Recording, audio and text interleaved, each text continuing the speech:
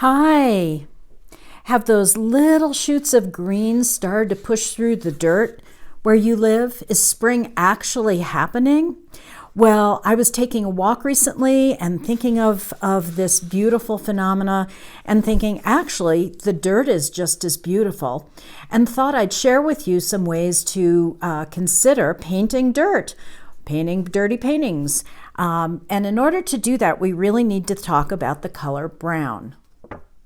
To get started, I invite you to create a really simple color wheel with the colors you have on hand, and I'm going to be working in watercolor today and adding some pen for some additional detail.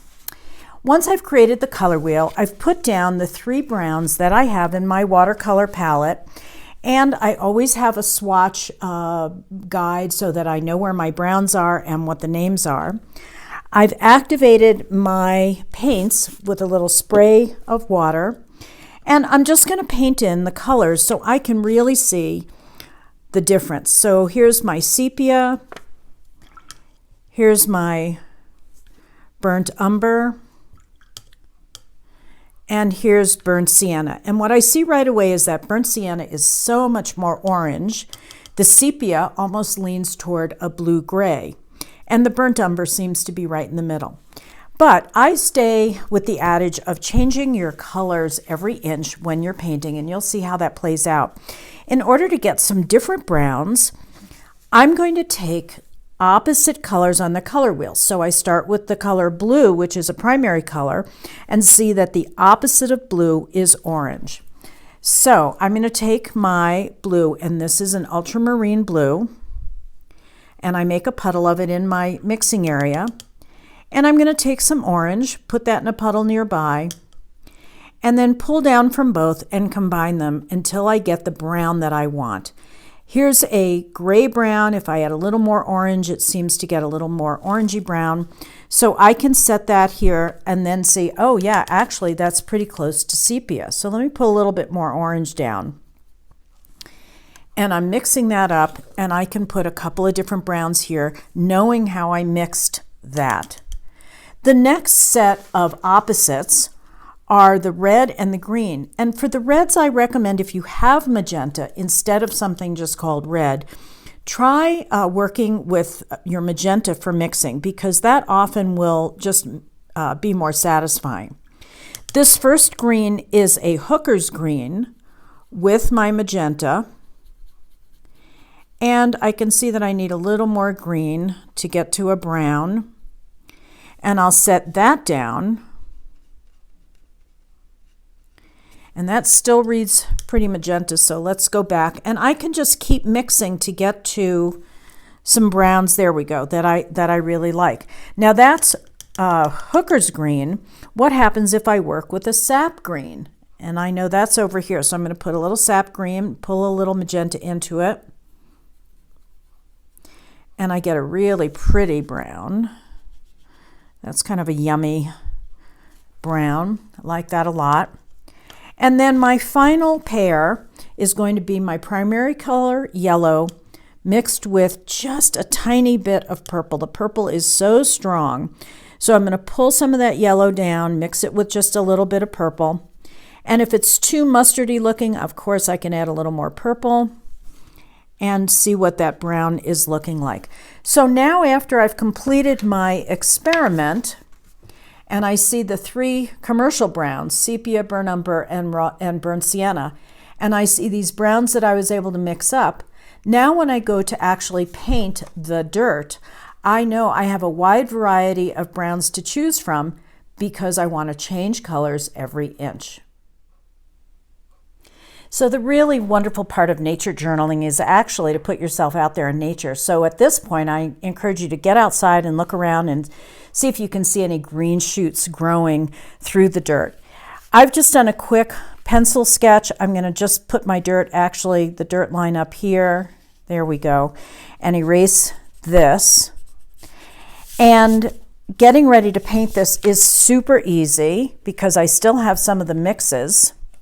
And I'm just going to add now a bunch of my browns as I change color every inch.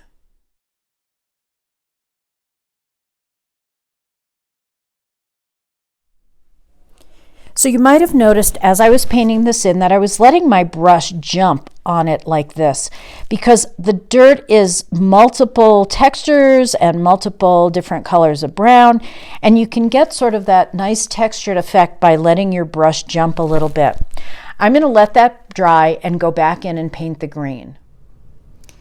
And of course there's something else that might inspire you, and that is the bulb with the roots showing. They're selling these in our grocery store, and I took a really good look at that bulb to determine what browns I would use. And look, there's some red and almost purple colors in there.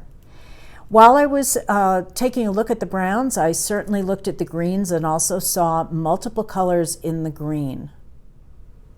So here I've painted my brown dirt by jumping my paintbrush onto the watercolor paper, and I added a lot more purple and reds and oranges into the bulb for that color brown. And changing colors every little bit really helps with watercolor for all colors, and especially green. Now I need to add the roots on this as well as some definition. Here's the one I did earlier with the brown dirt, and this definitely needs some definition. So at this point I take my pen, I like these Micron 005s,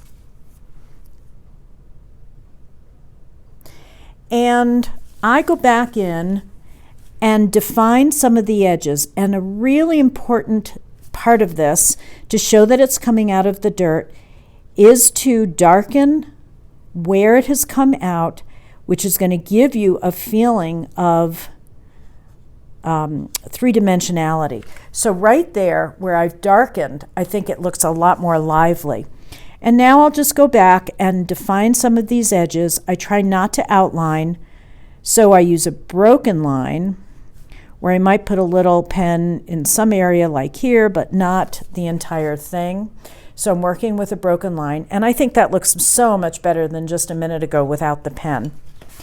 For my bulb, I'll do the same thing, but to add the roots, I need a white pen, and these are my favorite. This is a Uniball by Signo, but they run out very quickly, so if you're going to buy one, buy 2 or 3. So here I get to put the roots, and mostly they seem to hang down, and they might overlap a little bit. But I always like thinking about the bulbs and what's going on below the dirt level. And once I have my roots down, now I'll go back with my pen and just darken in between each one. And that too is just going to give it that feeling of sort of three-dimensionality, as if this is, there we go. It's a little bit darker right in between each one of those delicate roots. That's going to give it that little three-dimensionality. Here are my finished sketches. You can see in this one that I did use pen line to add some texture into the bulb, and I defined the leaf shapes a little bit more, keeping my line broken. I didn't want a dark outline over the whole thing. And the roots were just made a little darker in between each one, just to give that a little more three-dimensionality. I hope you can see that brown is such a delightful color to work with, and the more variety you get in your browns, the more satisfying I think it will be. And keep that same concept going when you work with your greens. Happy spring to you. Hey, if you like this video, please subscribe. Thanks.